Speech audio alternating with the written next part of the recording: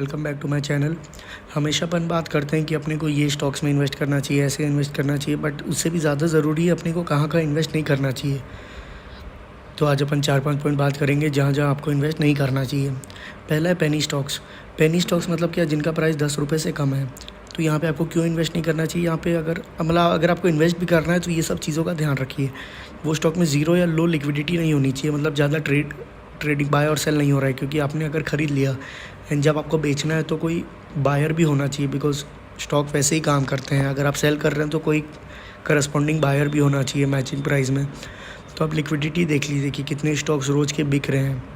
फिर यहाँ पे बहुत ज़्यादा रिस्क रहता है, बिकॉज़ यहाँ पे एक तो रिसर्च करने के लिए आपको कुछ ज़्यादा रहता नहीं है, बिकॉज़ कंपनी कैसी है, छोटी है। इनसाइडर ट्रेडिंग होने के बहुत सारे चांसेस हैं। इनसाइडर ट्रेडिंग मतलब क्या, जो कंपनी के जान पहचान के लोग हैं वही अपने रिलेटिव्स को कंपनीज़ के बारे में पहले से बता देते हैं और उसके हिसाब से एक्शन ले लेते हैं। इन्वेस्टर मैनिपुलेट होने के बहुत ज़्यादा चांसेस हो जाते हैं। यहाँ पे पम्प एंड डम्प स्कीम होने के बहुत ज़्यादा चांसेस है कि एक छोटी कंपनी जिसका शेयर प्राइस 2 रुपये का है, लोग न्यूज़ फैलाएंगे कि ये कंपनी बहुत अच्छी है, बहुत अच्छी है, तो लोग उसे खरीदेंगे। और 2 रुपये का है तो लोग 1000 शेयर भी खरीदेंगे तो 2000 रुपये। ऐसे करके शेयर प्राइस ऊपर जाते हैं। जिसके पास शेयर्स रहते हैं काफ़ी ज़्यादा, वो एक दिन सारे शेयर्स बेच देता है एंड उसके बाद से स्टॉक लोअर सर्किट हो जाता है। तो इसलिए अगर आपको पेनी स्टॉक्स में इन्वेस्ट भी करना है तो ये सब चीज़ का ध्यान रखिए।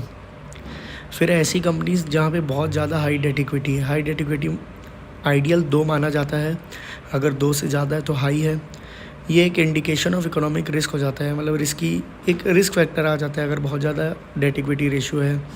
इसका मतलब क्या कि जो कंपनी ग्रो हो रही है वो अपने डेट को यूज़ कर रही है अपनी ग्रोथ के लिए, मतलब लोन ले लेके अपनी ग्रोथ कर रही है।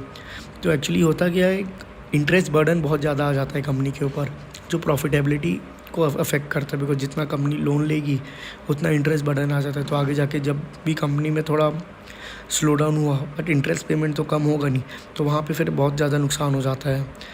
आइडियली आपको एक नॉर्मल इंडस्ट्री के सारे जो कंपनीज़ है एक इंडस्ट्री में, वो सबको कंपेयर करना चाहिए, बिकॉज काफ़ी सारे कैपिटल इंसेंटिव सेक्टर्स भी रहते हैं जहाँ पे डेट ज़्यादा होता ही है।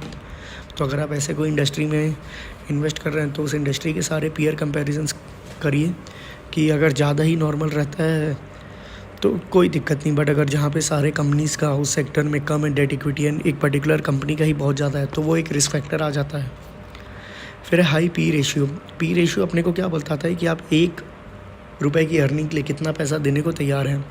ये अपने को ये बताता है कि स्टॉक प्राइस ओवर वैल्यूड है या अंडर वैल्यूड है।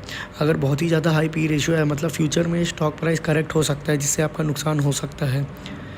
एंड अगर ऐसी कोई कंपनी जिसके पास मोट है, मोट मतलब क्या, कॉम्पिटिटिव एडवांटेज है, एंड वो एक हाई पी रेशियो में ट्रेड हो रही है, तो वो चलता है। जैसे डीमार्ट है, डीमार्ट का पी रेशियो हाई रहता है एंड वो स्टार्टिंग से हाई है, अगर आप देखेंगे तो वैसा चलता है बिकॉज उनके पास एक कॉम्पिटिटिव एडवांटेज है।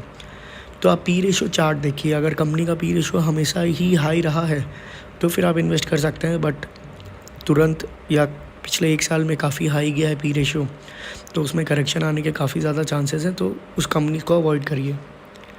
फिर अब पीपल बिहाइंड द कंपनी, मतलब कंपनी को कौन चला रहा है वो देखना बहुत ज़रूरी है।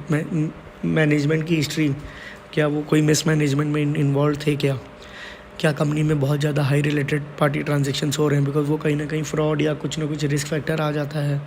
मैनेजमेंट क्या ग्रीड है बहुत ज़्यादा, बिकॉज ग्रीड है अगर मैनेजमेंट के पास बहुत ज़्यादा, तो वो कुछ भी करने को तैयार है। जो कंपनी है फ्यूचर में कंपनी है पर हो सकती है उससे, तो लोग भी देखना बहुत ज़्यादा ज़रूरी है कि कंपनी को कौन चला रहा है। फिर फंडामेंटल्स, एक ये बेसिक 4-5 चीज़ें जो आपको बिल्कुल ही देखनी है, जैसे operating profit margin. Operating profit मतलब क्या, कंपनी अपने कोर बिजनेस से क्या कमा रही, कितना कमा रही है।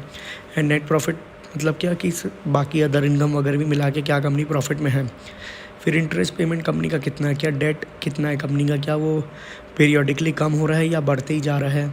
फ्री कैश फ्लो कितना है, मतलब एक्चुअल में कंपनी के पास कैश है या नहीं है। उस इंडस्ट्री के बारे में भी आपको रिसर्च करना है, क्या वो एक ग्रोइंग इंडस्ट्री है या डिक्लाइनिंग इंडस्ट्री है। And year on year growth क्या है कंपनी की, जैसे operating profit year on year grow कर रहा है या नेट प्रॉफिट ग्रो कर रहा है, नहीं कर रहा है। अगर हर साल कंपनी का रेवेन्यू प्रॉफिट कम होते ही जा रहा है तो वो एक नेगेटिव फैक्टर आ जाता है। तो आपको फंडामेंटल्स भी देखना ज़रूरी है। Thank you everyone, I hope आपको कुछ सीखने मिला हो। प्लीज़ लाइक करिए, शेयर करिए एंड चैनल को सब्सक्राइब करिए एंड ऑलवेज सपोर्ट करते रहिए। Thank you.